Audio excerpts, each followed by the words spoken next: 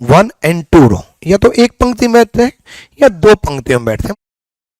7 लोग बैठे, साउथ की तरफ फेस है। एक बात याद रखना, अगर एक लाइन में बैठे हैं तो facing south, facing north, facing east, facing west कोई फर्क नहीं पड़ेगा। मुझे मालूम है कि लेफ्ट और राइट बदल जाएगा, नॉर्थ फेसिंग में ये लेफ्ट होगा, ये राइट होगा, और साउथ फेसिंग में ये लेफ्ट होगा, ये राइट होगा, ये बायां होगा, ये दायां होगा साउथ फेसिंग में, और नॉर्थ फेसिंग में ये बायां होगा, ये दायां होगा। लेकिन एक लाइन में कोई फर्क नहीं पड़ेगा। मैं इस बात को साबित करूंगा। इसको कैसे?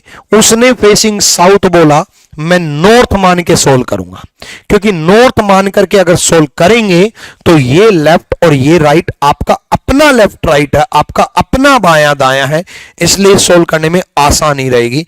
लेकिन कोई भी फर्क नहीं पड़ेगा। प्रूव करूंगा इस चीज को, टेंशन ना लो। नॉर्थ फेसिंग मान के कर लेते हैं, बेशक उसने साउथ फेसिंग दी हो, हम नॉर्थ मान लेते हैं। क्यों टेंशन ले रहे हो? 7 लोग बैठाने मेरे को,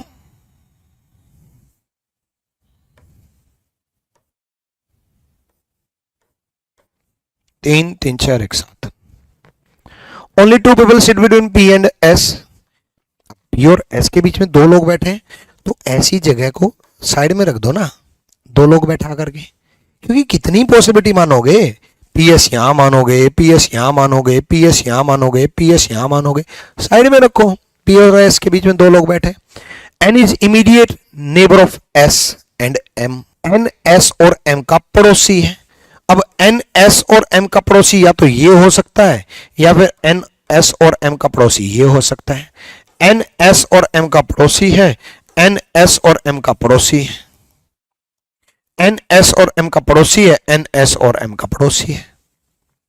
only 1 person sit right of P। P के राइट में केवल एक व्यक्ति है। अब आप कहोगे गुरुजी P के राइट में तो कितने सारे बैठा दिए। P के राइट में केवल एक व्यक्ति है, तो भाई P ने तो अपनी जगह फिक्स कर ली। P यहां है, P के राइट में एक व्यक्ति है, तो P फिक्स हुआ, और P फिक्स हुआ तो P के और S के बीच में 2 व्यक्ति थे, तो S फिक्स हुआ। S फिक्स हुआ तो जैसे उसने कहा था N S और M का पड़ोसी है, अब N S और M का पड़ोसी एडजस्ट कर लेगा। N S और M का पड़ोसी यहां एडजस्ट करेगा, या N S और M का पड़ोसी यहां एडजस्ट करेगा। इनमें से एक एडजस्ट करना पड़ेगा उसको।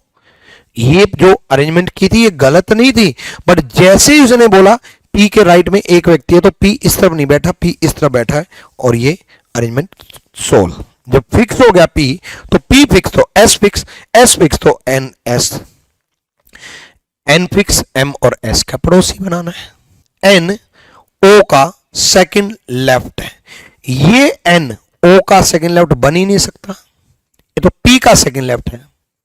अगर ये बोलता N P का दूसरा बायां है, दूसरा बायां है P का, तो N ये फिक्स होता। लेकिन उसने बोला N O का दूसरा बायां है, O का सेकंड लेफ्ट है, तो N फिक्स, O का सेकंड लेफ्ट दूसरा बायां है। Y is immediate neighbour of P, Y P का पड़ोसी है। Total how many people sit between P और M। P और M के बीच में कितने लोग हैं? Y यहां मान लो चाहे यहां मान लो, क्या फर्क पड़ता है, क्योंकि क्वेश्चन ऐसा पूछा है। P और M के बीच में कितने लोग हैं? 1 2 3 4 लोग हैं। 4 लोग बैठे हैं बीच में। अब आप कहोगे गुरुजी आपने कहा था साबित करूंगा, साउथ फेसिंग अगर आप कर दोगे कोई फर्क नहीं पड़ेगा। मैंने बिल्कुल सही कहा था। देखो, अगर मैं इसी क्वेश्चन को अगर मैं फेसिंग साउथ सोल्व करता तो ये क्वेश्चन ऐसे सोल्व हो जाता। मैं Y यहां मानता या यहां मानता, मैं P यहां मानता, क्योंकि P का राइट ये ले लेता, राइट ये ले लेता P का, साउथ फेसिंग बोल रहा हूं, P का राइट ये ले लेता, P यहां मानता। उसके बाद मैं O सोल्व करता, S सोल्व करता, N सोल्व करता, M सोल्व करता। उसने पूछा P और M के बीच में कितने लोग हैं, यहां भी 4 लोग बैठे हैं। और केवल ये क्वेश्चन नहीं, कोई भी क्वेश्चन सुनो, मान लो वो ये पूछता है S का सेकंड राइट कौन है। देखो इस अरेंजमेंट में S का सेकंड राइट कौन है? Y। और इस अरेंजमेंट में एस का सेकंड राइट कौन है? वाई। आंसर तो सेम आ रहा है। इस अरेंजमेंट में एस का इमीडिएट लेफ्ट कौन है? एन। इसका इमीडिएट लेफ्ट ये होगा ना भाई, साउथ फेसिंग। इसका एस का इमीडिएट लेफ्ट कौन है? North facing, N. आंसर तो वही एन आ रहा है। तो कोई फर्क नहीं पड़ना है एक लाइन में, इसलिए। लेकिन गलती होती है साउथ फेसिंग में, इसलिए मैं ये नहीं कहूंगा कि एक लाइन है तो साउथ फेसिंग मत करना ना, मैं तो कह रहा हूं नॉर्थ फेसिंग मान लेना। ठीक है। दूसरा, क्वेश्चन सोल्व करने के बाद भी बच्चा पता क्या करता है? सोल्व करते वक्त तो लेफ्ट राइट का ध्यान रख लेता है साउथ फेसिंग में, और जब क्वेश्चन का जवाब पूछता है एस का इमीडिएट राइट कौन है, बच्चा सोचता है लो एन है।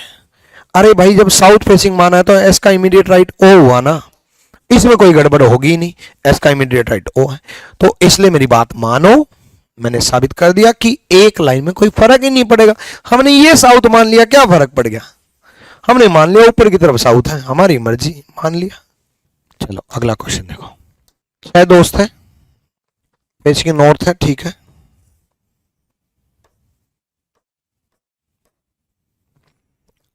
Sarija and Rahul are sitting third and fourth position from left hand. Left से थर्ड, एक पोजीशन, दो पोजीशन, तीन पोजीशन, ये है थर्ड, ध्यान रखना। लेफ्ट से थर्ड पोजीशन सरेजा है और फोर्थ राहुल है।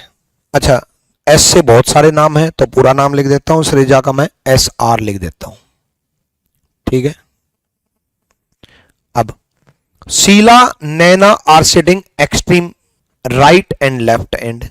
शीला एक्सट्रीम राइट है तो मैं एक्सट्रीम राइट शीला बैठा देता हूं, और नैना एक्सट्रीम लेफ्ट है तो तुरंत बायां, एकदम बायां बैठी है नैना, तो नैना बायां बैठा देता हूं। तो शीला और नैना की भी position fix. Sheela is immediate right of Roma. Sheela Roma के राइट में, तो रोमा यहां फिक्स। ये आर कोई और था, राहुल था ये, ठीक है। नेक्स्ट, तो शीतल बच गया, वो यहां आ जाएगी। क्वेश्चन क्या पूछा है? Who is immediate next to Naina. Naina के इमीडिएट नेक्स्ट कौन है? शीतल। शीतल इमीडिएट नेक्स्ट है नैना के। ऐसी ही वीडियोज के लिए रीजनिंग गुरु ट्रिक्स चैनल को फॉलो करो, सब्सक्राइब करो। Thank you.